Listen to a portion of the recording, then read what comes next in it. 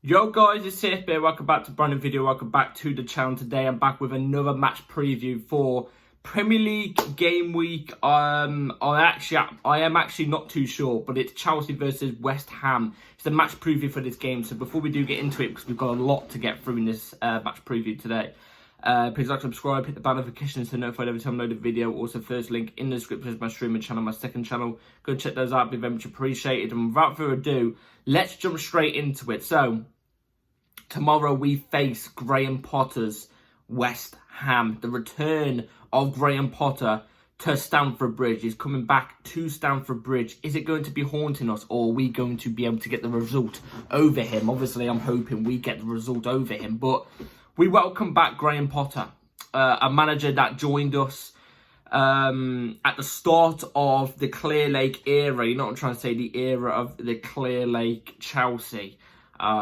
Less we speak about that, the better. And that goes to do with Potter's reign as well. It started off really, really well with us for a good couple games, especially in the Champions League. We actually did all right in the Champions League under him. But then it went really sour and toxic, and he got sacked after like 5 months. Do you remember, guys?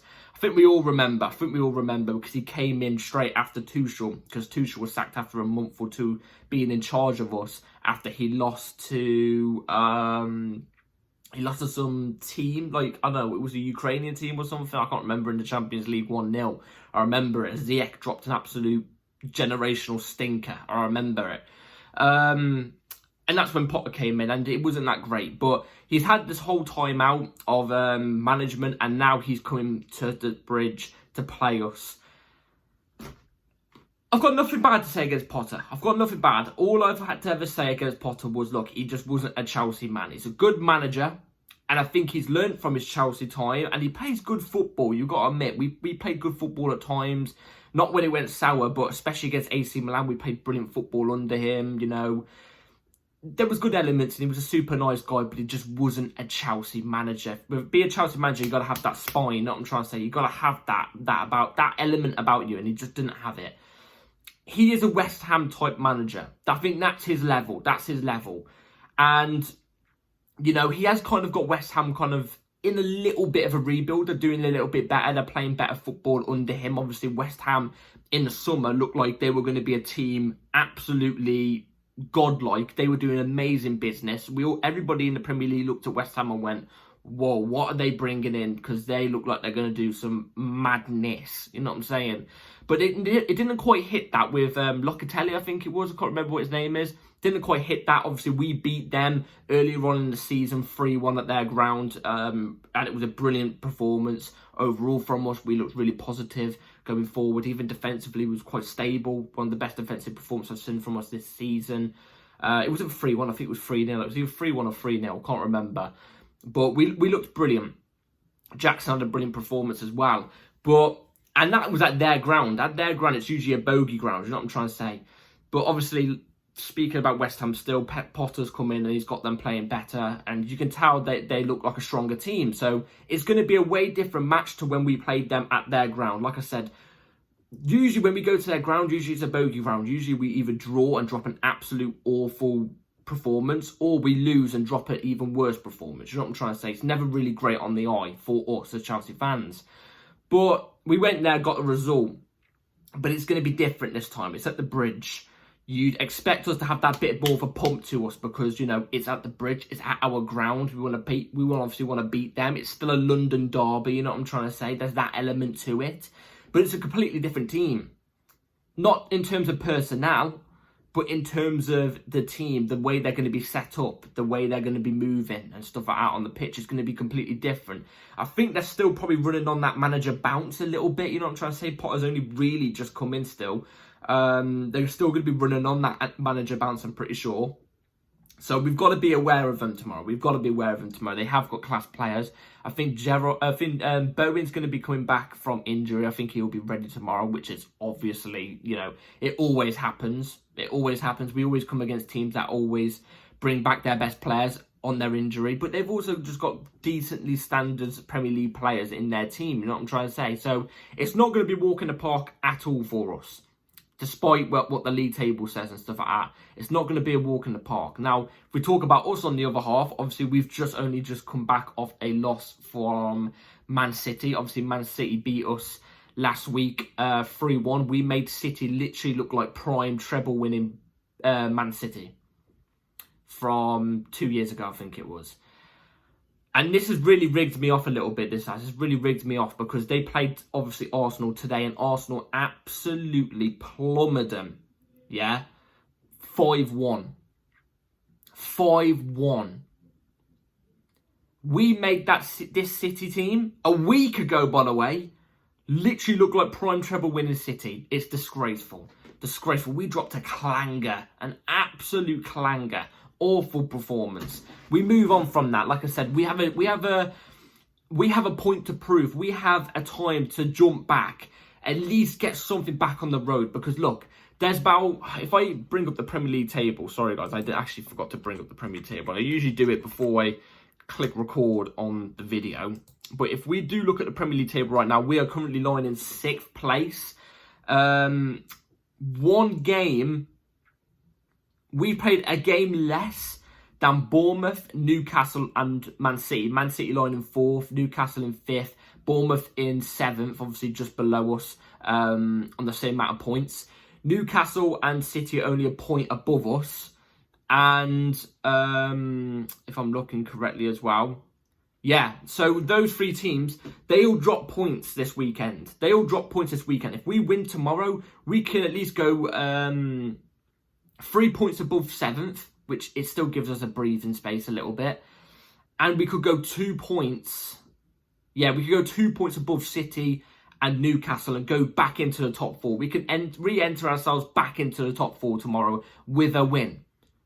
This is why it's important. We've got to get a win. If I actually check correctly, where are West Ham actually lying? They're lying in 5th on 27 points. No. Yeah, 27 points. So they're quite a distance off us anyway, so, you know. But we've got to get that win tomorrow. We have to get that win. We have to get it's not a statement win, but it's at least a win to get us back into that contention of a top 4. And obviously, I know we're still in that contention, but we want to convince in top 4. We don't want to be going down to the wire on the last day of the week before the Premier League ends. Literally 1 point from 4th and 2 points off 6th or something like that. You know what I'm trying to say? We want a stable top 4 finish so we can be cool and calm on the last day. You know what I'm trying to say? So we know we've got UCL football. But will we do that? That's the problem. Will we do that? Because we've got to make changes, man. We've got to make changes. Something's got to change. We're doing nought in the transfer market, and that's a video in itself for another day. I'm sorry I've not really put myself out there in terms of videos for transfer market this January. I'm sorry, it's just been bollocks. I'm not reporting on shit outlets giving us crap news sources in terms of fake news. And I'm not going to waste my time with stupid rumours going around where we're buying 16 and 17 and 18-year-olds that have never played senior minutes. I'm not doing it to you guys. I'm sorry, I'm not. I've got other opinions to speak about that after the end of the window if nothing significant happens. So keep your eyes peeled for that. We need a striker. We've not done that. We need a goalkeeper or bring in Jorgensen. This is what my next point is. Maresca has to drop Robert Sanchez tomorrow. Maresca has to drop Robert Sanchez tomorrow. If Maresca doesn't drop Robert Sanchez, it's disgraceful, and we need to start talking about Maresca in a sense. And I like I said, I'm not bringing up the Maresca out convos. I don't want Maresca out. I really like Maresca. I'm not saying I want Maresca out. I'm nowhere near that, but I'm just saying convos on Maresca's backbone, because we've seen it, the way he talks in press conferences. It seems like he's got that backbone, but why are you not dropping Robert Sanchez when he's dropping clangers and making us drop points by giving other teams our mistakes? You know what I'm trying to say? Like that, I'm sorry, that City goal last week where he ran out of his net. Oh, for Haaland's goal, it was, I've never seen anything like it. It's absolute, it's inhuman. It's inhuman in a sense. He's got to be dropped. Give Jorgensen a chance. Jorgensen's banging. He's got better ball distribution. In my opinion, I actually think he's better in terms of his goalkeeper ability, in terms of diving and making a save. You know what I'm trying to say? I reckon he's actually on that lines of a Sanchez. I don't reckon a Jorgensen's running out of his goal like that, like a prat. You know what I'm trying to say? I don't think he is. So give Jorgensen a go. You're not going to see what he's going to be like if you don't give him a go. If he drops a stinker tomorrow, then we know we've got to get a new goalkeeper. Simple as that. Simple as that. So we need Jorgensen in tomorrow. I don't want to see no players that don't deserve to be in. Majority of the players dropped stinkers last week anyway, so, you know, but Sanchez has to be dropped. If you're saying in press conferences, oh, Madueke does this mistakes and Caicedo does this mistakes, and you're backing up Sanchez and going, oh, you know, he can do better, we all know. No. If he needs to be dropped, just drop him. Simple as that, which is going to cost us points. Simple. So, it needs to happen. It needs to happen. And that obviously brings me on to my... well, actually, I'm going to give you the team news in a second. But actually, no, I'll give you the team news in terms of injuries now. So, obviously, Reece James is back. Lavia's still out. Fofana's still out. Badiashiel's still out. Mudryk's still out. And apart from that, I don't think I'm missing anybody else. But them four are still out. Everybody else is available, fit and available. So, now let's move on to the lineup I'll go with for tomorrow. So, the 11 I'm going to go with for tomorrow is going to be right here on the screen. So, Philip Jorgensen in goal, Marc Cucurella left back, Tosin Adarabioyo, Trevor Chalobah as your two centre-backs, Reece James as the right back. Obviously, I have Marc Cucurella inverted into midfield, Reece James as the right centre-back. Enzo Fernandez, Caicedo, double pivot. Pedro Neto off the left, Cole Palmer in the 10, Madueke off the right, Jackson as the ST. Now, let me tell you the reasons why I've gone with these players. Jorgensen obviously has to be in goal. Robert Sanchez has to be dropped. It's self-explanatory, in my opinion. It doesn't need a convo, really. Marc Cucurella left back, inverted into midfield. Obviously, again, we have no other left back really apart from Ben Chilwell. And Ben Chilwell in an inverted left back role, whether that's in midfield or centre back, is a travesty. Trust me, it's a travesty. Nothing on Ben Chilwell, it's just a travesty. So Cucurella has to be in. He's not been performing at the level I expect him to be at and at the level I've seen him at for the majority of the season over the last couple of games. But he's not been the worst player. So he's playing. Then obviously move on to the other full-back side, Reece James. Reece James has come back from injury, and in my opinion, I think he's actually been splendid. I think he's been really, really good. He's held his own. He's not really dropped any mistakes. He's one of the very few players I know that can come off a injury or constant injuries and come back like they've never left. Like they've just had a run of consistent 9 out of 10 performances. Like they can just keep going and performing at that level. That just proves how good Reece James really is. It just does. Don't get me wrong, I miss him running down the flanks. I absolutely do. As a wing back or full back, I miss it. But when you have a right centre back, you know you're assured. So Reece James is going to be in there definitely. He should be 100% now. Tosin Adarabioyo, Trevor Chalobah obviously is a two centre backs. And you're probably wondering, oh, where's Levi Colwill? We need conversations on Levi Colwill, man. If Levi Colwill keeps performing like this until the end of the season, we need convos on him because I don't think he's as good as what some people really think he is. It's his ball carrying and distribution that people seem to absolutely adore about him and think he's going to be absolutely top world-class player in a couple of years' time. I've got to see good defending for me. And for me, personally, when I saw Tosin and Trevor Chalobah be our defensive partnership against Wolves at the only time they've ever played together, I thought that was one of the best defensive performances we've ever put in. We looked really solid and assured. So they both are playing for me tomorrow, and Trevor Chalobah obviously has to come back in. Well, come back in. He has to be in. He's played the last 2 games, and in my opinion, the last 2 games, he's been brilliant. He's been brilliant.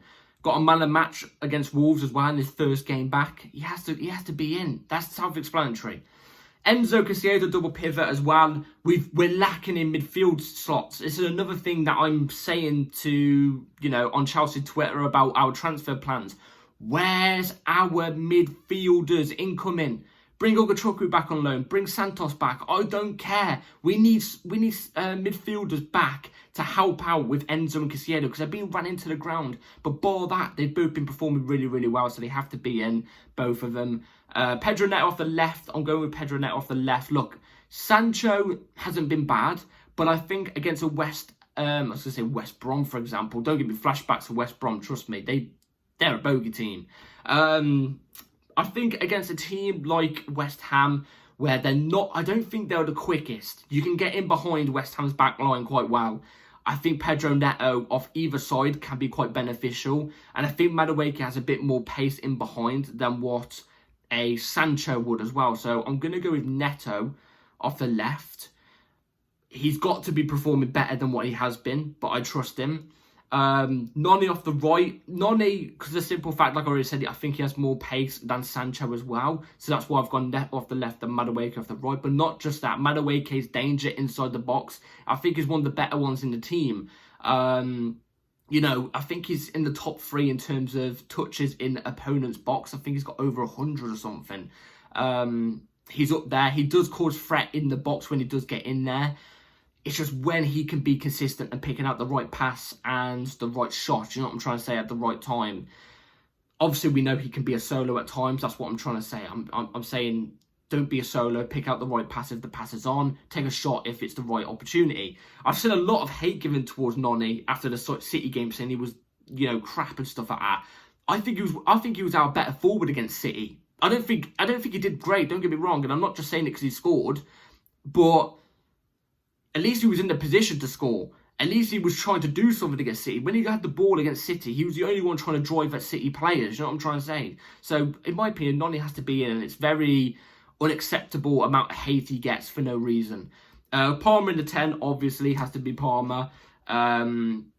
He's got to up his performances in a sense as well. I think this is the first time in a long time we're starting to see him actually slump in terms of performances, in terms of getting GA and his performances on the pitch.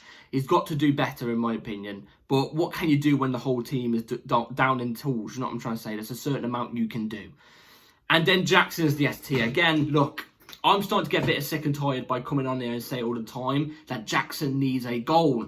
I'm sick and tired of it. I'm sick and tired of saying it. But it's true. Jackson needs a goal tomorrow. He needs a goal.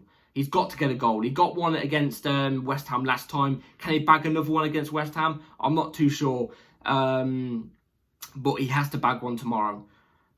He's the only option there, really, anyway. So, yeah. Anyway, that's it for my team news. Well, what I would go with for tomorrow. Let me know in the comments down below what you would go with. So, score predictions tomorrow. Chelsea versus West Ham at the Bridge.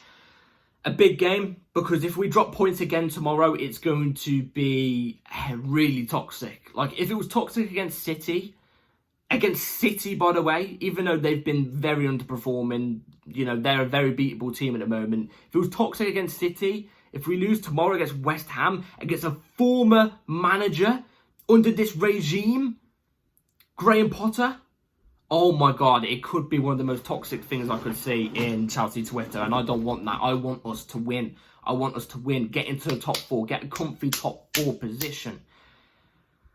Do I think we're going to win tomorrow? I think there's a good chance. Because I still think West Ham are very beatable. They've got good players though. But I'm going to go for score prediction of Chelsea 2, West Ham 1. I think we're going to sneak it. I think we are going to sneak it. I think we're going to pick up the points. Whether it's going to be scrappy or not, I'm not too sure. But I think we're going to have a comfortable performance in terms of getting the first 2 before they even score. So I think that's the moral of the story tomorrow, because I think if West Ham score tomorrow, they are going to shut up shop, and I think that will be it. I think West Ham can get the victory if they score first, but I think we're going to score first. I think we're going to be comfy before they score. So that's my predictions. Let me know in the comments down below what you would go with. Jackson has to bag one tomorrow. Do I think he's going to bag one though? No, but I think he's going to contribute in a good way. He's got to have a good game at some point, because he's not scored in the last 7, but I think he's going to have a decent game tomorrow. It's got to come at some point. Anyway, that's everything for today. Please like, subscribe, everybody. Take care. Hit the bell notification so you're notified for my next upload, which obviously is tomorrow, an hour after the game, for the match review. So be ready for that. And I'll see you after that. Come on, Chelsea. Peace.